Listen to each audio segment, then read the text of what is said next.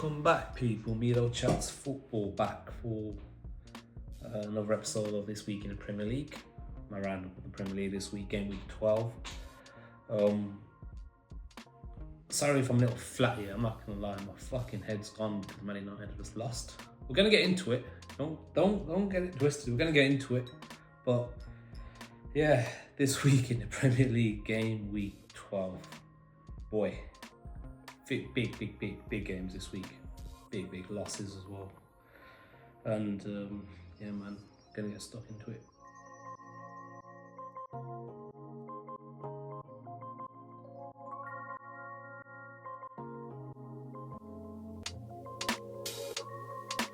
All right then, let's get the shit over with. Manchester United 0, Everton 1. Of course, we're gonna start here. We are going to start with these scrubs. These absolute fucking frauds. Absolute bottle jobs, honestly. You've been gifted a red card in the sense that they started punching each other up. Everton, that is. Literally had a punch up between themselves. They were a man down. They take the lead. And they absolutely bossed us. Absolutely bossed us. There's nothing I can say positive about that game. Not one bit of positive play, not one kind of spell where I thought, yeah, you know, we look like we're going to do something. No, we look toothless. I'll be honest, Jordan Pickford had a couple saves, but other than that, did we really test them? Not really. Did we really look like threatening them at any point? I don't think so. I think that was the easiest 1-0 Everton going to have. And it's been, what, 10 years, 12 years since they've had a win at Old Trafford. And yeah, let's give you one with when you have 10 men, yeah. And this is where I draw the line because you know, I really tried my best to kind of not be super focused on the manager in my match reviews, but this time, and I'm gonna do a separate match review. This time, Amrin, listen here, you gotta hold all the corn, you pussy. You bottled it today. You really did. You really bottled it. Yeah? And I'm gonna make a separate video for you, yeah? I'm gonna break down everything, yeah, that you fucked up today with. But don't worry, that's gonna be a separate video. Just wanna give props first. Big up. Big props to Everton. Absolutely deserved the win. Like, thoroughly. With 10 men, he played even better. Ndai, Grealish, Dewsbury Hall, Barry, Keane, like Pickford. I'm saying the whole team, all of them, absolutely stellar performance. Can't say a single kind of negative thing about them. You know what I'm saying? Down to 10 men, stuck through it. Get me? They showed grit, showed character, determination, and defended excellently, and absolutely deserved the win. So big up Everton, big yourselves up. As for Man United, all the players, every single player in that team, the manager, you need to have a look in the mirror. That is a real fucking hard look at yourselves and ask yourselves, what are you doing playing for Manchester United? What are you doing playing for this once, you know, elite club, this once dynasty, this huge force in football that represents standards of the highest level, elite levels. Yeah, when you put that badge on, when you put that shirt on, that's what you're supposed to represent. And I didn't see any fucking eliteness tonight, mate. I just saw shit. I just saw nothing but shit. I haven't said those two words, and I've backed Arne Slot all the way throughout. I've backed him, and I was on the Civil War part of the Slotteners, and I was supporting Arne Slot literally even just yesterday. And I was feeling very positive about this game. I'm sorry, you can't be 3-0 down to Nottingham Forest at home. It's done. I'm sorry, it's just completely done. I won't even be part of the thing that says those two words, but it's just fucking finished. At this moment in time, it is completely finished. I'm sorry, it's done. Fuck off. Fuck off. At this point in time, there is nothing you can say now. There is nothing you can say. It's done. It's absolutely finished. We are finished as a football club, and Baldy is the one that has to pay for this. It's finished. It's done. Khalas. The whole 3-0 down at home to Nottingham Forest. Are you taking the fucking piss? 3-0 down at home to Nottingham Forest. Nah, bro, fuck off. I'm sorry. I'm sorry. There is no if, buts, or maybes about this. It's finished. It's completely finished. 3-0 down at home to fucking Nottingham Forest, who are 19th at Anfield. Nah, bro. It's done. It's done. Fuck off now. Fuck off. It's finished. Khalas. I stood by him. I backed him week in, week out. There is no more backing anything anymore. This whole thing is fucked. 400 million spent and we look like fucking shit at home to fucking Nottingham Forest. It's done. Wallahi, it's done. Wallahi, it's done. Wallahi, it's done. 11 players all look like fucking shit.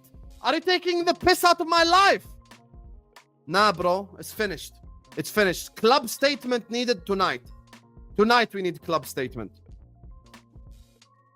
Liverpool Football Club.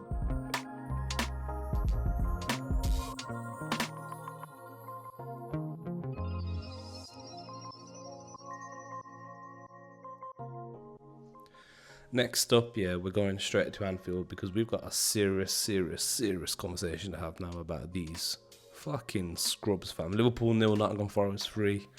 My God, Liverpool, what is going on? You're embarrassing us. You're embarrassing the rest of the league, mate. -2 goal difference. They're sitting 11th place at the moment. 1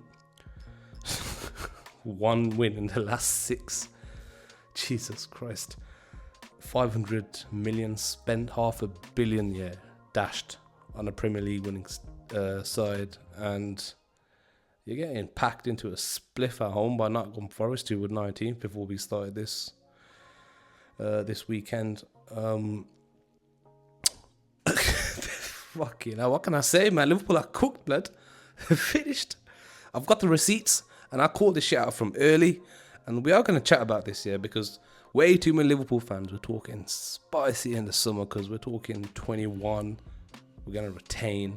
I've heard trebles, quadruples. Bare chat, cuz. Too much chat for my liking. Because it's all gone to shit, hasn't it, mate? It's all gone to fucking shit. It's all falling apart. The wheels have come off. Eric Ten slot exposed for being a fraud. Which, what I said earlier, to be honest, and I'm going to insert my receipts in, don't worry, my shorts from when I was calling out the defence from game week 1. Saw it from early, and, you know, the rest of YouTube, the rest of football were too busy glazing Liverpool and crowning them champions before a ball was even kicked. But I saw the real man, I saw through it. That defence, absolutely shocking. Those fullbacks, Kirkes, Bradley, Frimpong, as a combination, worst in the league, as a pairing. We're talking Van Disney, cuz too busy focused on trying to look at Rooney when he should be focused on trying to pattern up his fucking aura defending, because it's all gone to shit. Man like Konatist, don't know what one with him, but it's looking mad. That defense here is just frail. It's non-existent. Doesn't exist. And then talking about a defense not existing, then look at that midfield. Bagel ball, nothing in the middle. I don't know. I've never seen a Liverpool team get passed through so easily in the midfield. It's ridiculous. They actually look like Man United, you know, from a couple seasons ago. Maybe it's a Dutch thing, I don't know. Maybe. But Jesus. This level of rot, yeah, in Liverpool.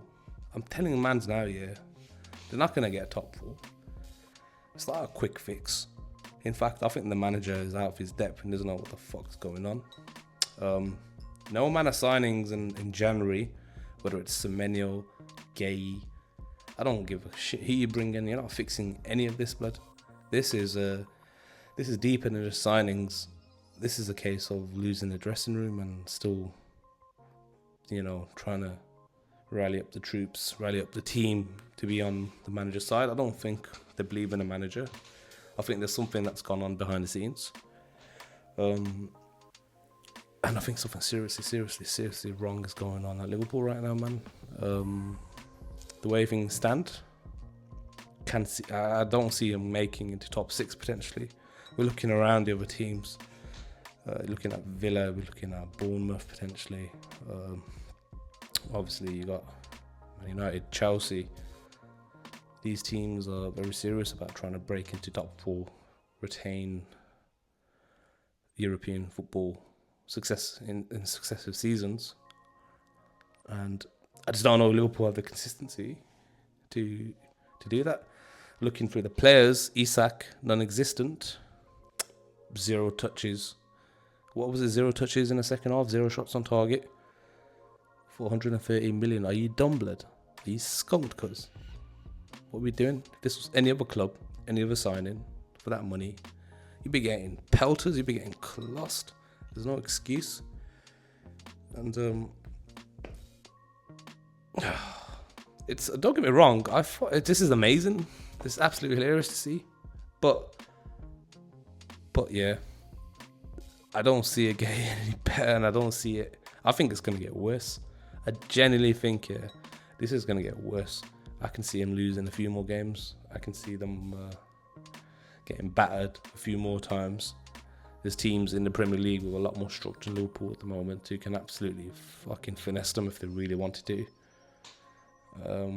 It wouldn't be that hard. So it's all looking mad, and a lot of Liverpool fans obviously turning on Slot as well, who seems to have used up all that credit in the bank. That man was, a lot of people were talking about he had, and even I mentioned it, but jeez, it's not looking good, bruv. But long may it continue. This Liverpool downfall needs to be studied. In my opinion, this is the worst title defence of any team ever. It was worse than Ranieri's Leicester side, because Leicester didn't spend $500 million on a title winning team. Let's have it right. They didn't spend 500 million on best in class players, best striker in the league, apparently. You tell me whose title defence is worse, but from where I'm sitting, this is the worst title defence, the worst attempt to retain from a champion, any champions I've ever seen in my life, because this is nuts. And, long may it continue, because it's absolutely glorious, and I'm here for the crash outs, I'm here for the meltdowns, I'm here for it, blood. Oh, the Premier League goals, -2 goal difference after spending $500 million. I'm never gonna let you man forget. You think I'm gonna let you man forget? The bailiffs need to be coming around to you lot, yeah, for fucking collection, man. They're saying order of court orders to collect because you owe the Premier League goals because this debt is outstanding. 500 million to be playing 2 at the back, 0 midfield, and fucking 8 up top. This is Arnie Slot ball, yeah. This is what man had in store for us. Oh, can't believe it. This is Liverpool. But shout out all the Liverpool fans trying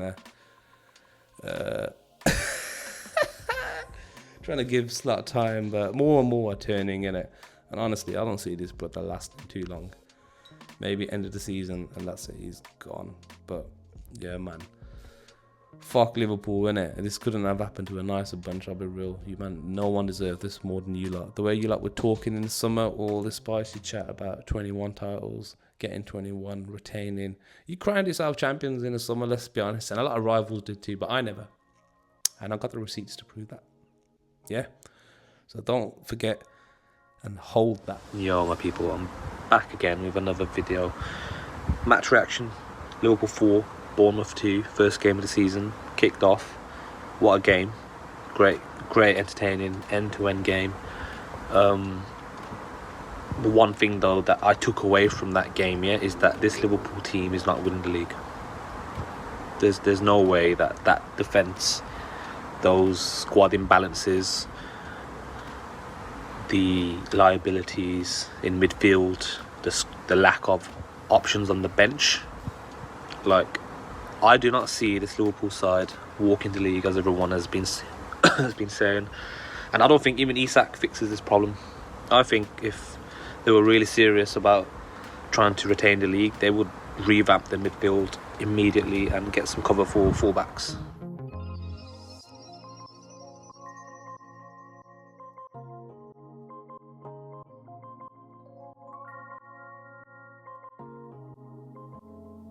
Alright, to the North London derby we go, yeah?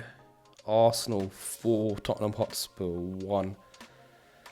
We need to start a petition, yeah? To stop calling this the biggest derby in England, because this is not a fucking derby, because this is more like man's been sent shop, you get me? The kid on the block that's just been sent cunch. That's Tottenham. Because their record at the Emirates is so nasty, because it's absolutely disgusting. It's haram. Akhi, it's haram. It's horrible. And a lot of Spurs fans here, for some reason, don't know what they were smoking on, but they had bare chest before this game, for whatever fucking reason, knowing their record, knowing that they get chefed up at the Emirates every single year. And this year was no exception. Eze with a hat-trick. It's all obviously working out. And yo, Spurs didn't even try. Like, I predicted 3-0 to Arsenal before the game, based on the way Spurs set up, based on Thomas Frank, the way he kind of sets up away from home. I didn't expect him to get even 0.1 XG, and I read a stat, yeah. I read a fucking stat. Combined XG between Spurs versus Chelsea and Arsenal was at 0.17 XG combined against in the two games, you know. What the hell is this, bro? Is this Thomas Frank ball, yeah? Is this what man... Is this what a man's been waiting for? Honestly. They had weeks to prepare. Tottenham, yeah? They had weeks. Obviously, we had an international break. And you're telling me that the most you can do is just lump it long, blood. Hoof ball. Hot potato ball. Grenade ball. AC-130 ball. Yeah? Predator missile ball. Is this what my man's doing? Because are we dumb? Is this really what man's on? Biggest derby in England, apparently. We need a petition to, you know, end this biggest derby crap. This is not a derby here. Tottenham, Arsenal whipping, boys. And they will forever be that, yeah? It was light work for Arsenal. They had no business as usual, you get me? Moved to them. Outworked them, outpressed them, outran them, outmuscled them, outbullied them. Just ran them ragged. Declan Rice absolutely fisting up Xavi Simons' blood. Dashed him to the floor, called him a pussy in the process as well, you get me? It's nuts, blood. They absolutely belt to our settings. Eze with a hat-trick against a club that you've just rejected. Oh my God, it's so dark, honestly. And to all the Spurs fans who had chested before this, and I tried to warn you, man, yeah? Shout out though, Deji. Shout out, man, I know Jay and that. Jay from the cave. You man need to hold that, blood, because I tried to tell you, George as well. I don't know what you've been smoking, yeah, but it looks like Arsenal were the one smoking in the end on that Hotspur biscotti pack here, because they packed you lot into an O-sheeter. It was crazy, because dark 4-1, you know. Absolutely dark. I just can't believe certain Spurs fans had chest prior to the game, blood. And I find it funny, because they do this every single year. It's like they never learn from their mistakes. But yeah, man, Arsenal, what more can I say, yeah? I did say on the last episode I did that I just don't think their attack was really connected, or their attack is really... hasn't come out of second, third gear yet.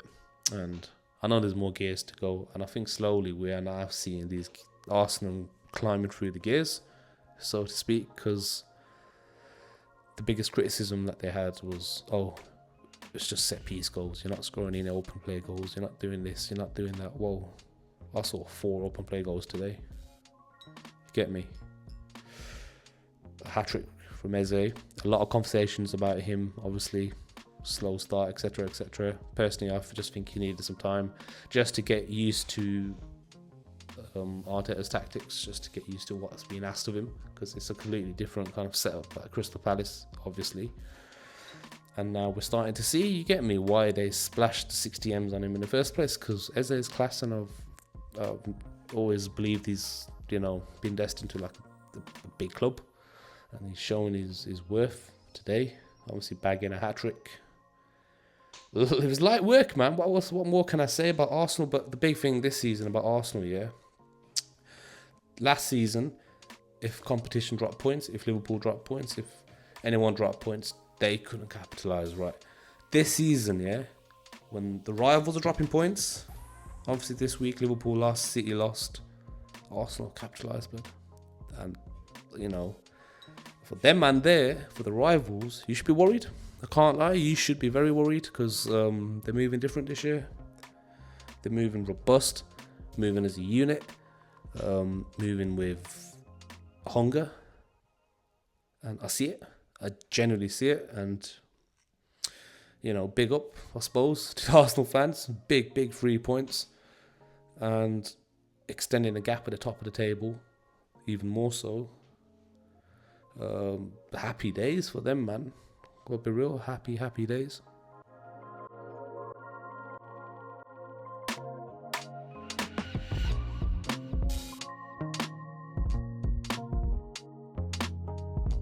Go straight to St James's Park. Newcastle United 2, Manchester City 1. Boy, what a game! First and foremost, I just want to say, this game, yeah. I was watching it, and I'll be honest, it could have went either way. Haaland, I just didn't have his shooting boots on. Could have scored a couple of goals. Newcastle clinical in the end.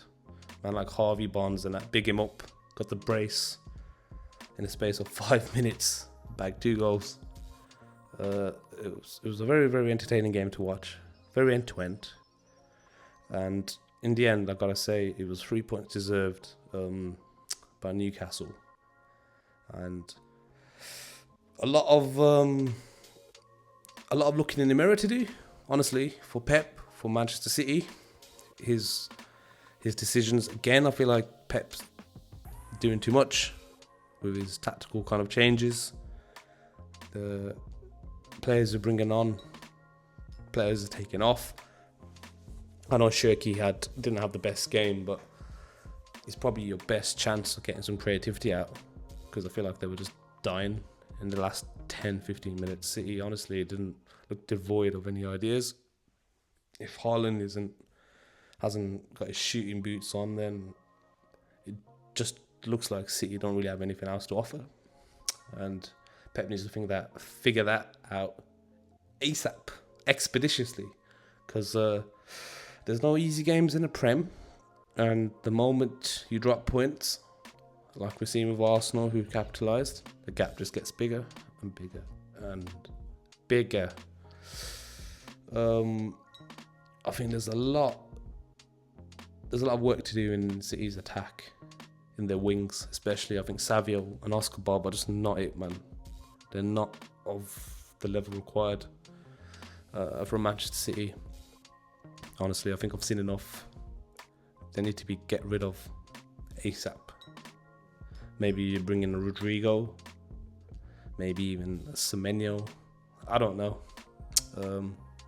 who they've got on their radar, but if they can get in some decent wingers, I think City's attack would look a lot more direct. I don't know if they've got the minerals here to keep pushing for goals. Honestly, if Haaland isn't doing his thing, don't know if they're built like that. We're gonna find out though. We are gonna find out, because there's more crunch time to come, and there's gonna be more opportunities for them to kind of close the gap on Arsenal. But for now, anyway, I just think City have lost a bit of steam, a bit of momentum, especially in their attack. And a lot of questions about, being able to sustain attacks if Haaland isn't scoring, and I think those questions are valid because they proved themselves yet again, to be honest, this weekend. I also did say that if Haaland can keep scoring, there's no reason why it's not sustainable. But when he doesn't have his shooting boots on, like, against Newcastle, he could have scored 2 goals, to be honest. And he should have scored 2 goals. But he never. No one else was there to step up. So I accept. Maybe that's a cause of concern for City that, is very valid. And it could definitely change the outcome of the kind of title aspirations this season for sure. But yeah, man, lots of work to do for Pep, Manchester City. Lots of looking in the mirror to do as well, man, for them, man. Because they just aren't looking at the level required yet. But we'll see, obviously, how they get on with that.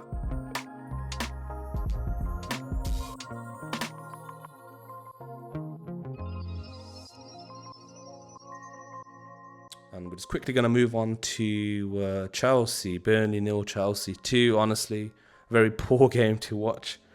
12:30 kick-off on a Saturday. Just a poor display, to be honest, overall. It's Burnley. I mean, you know what you're going to expect. They're going to sit behind the ball. They're going to make it tough. Life very tough for you. But Chelsea, I don't know, man. It's a bit weird. On paper, it looks like a very comfortable win in the end. But it was anything but for the first 60 minutes, I'll be honest. I just feel like they really lack quality in areas where if they come across better opponents, like I don't think they're getting that joy, to be honest.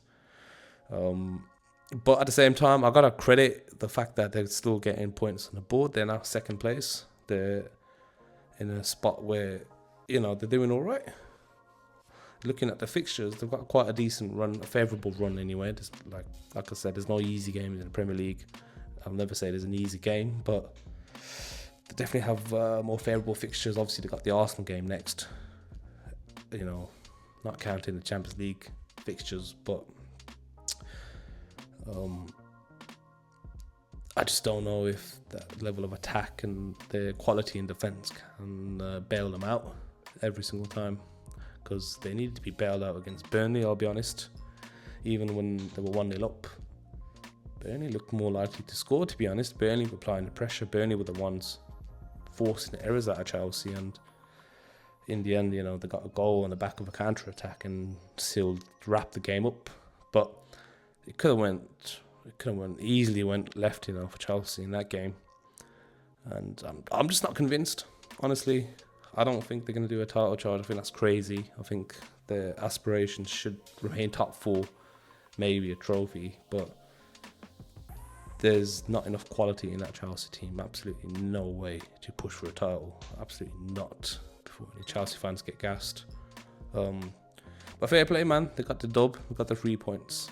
And definitely gives them confidence moving forward into next week's massive fixture against Arsenal at the Bridge. So that'll be one to look forward to.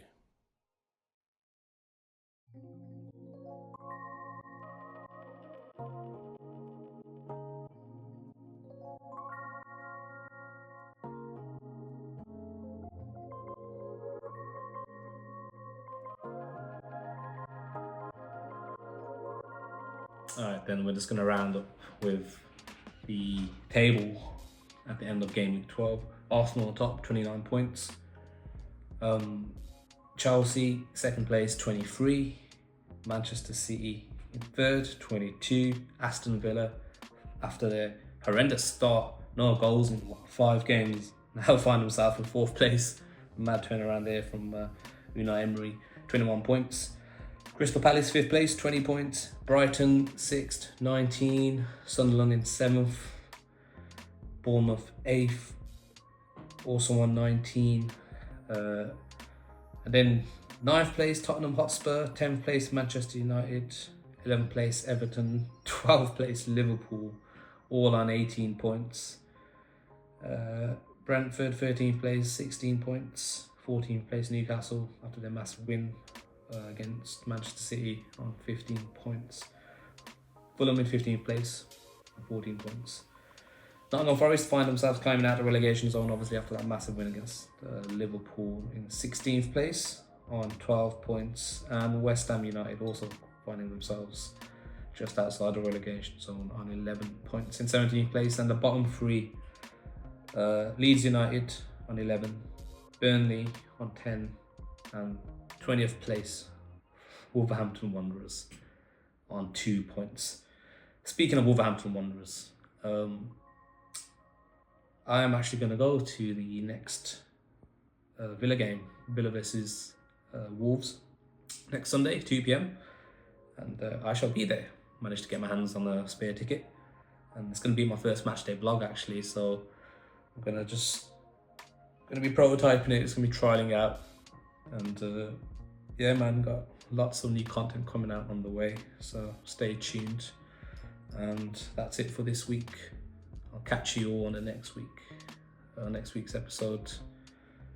Hopefully more drama, more goals, and more crash outs, maybe even one from me, you get me, who knows. But until then, love, peace.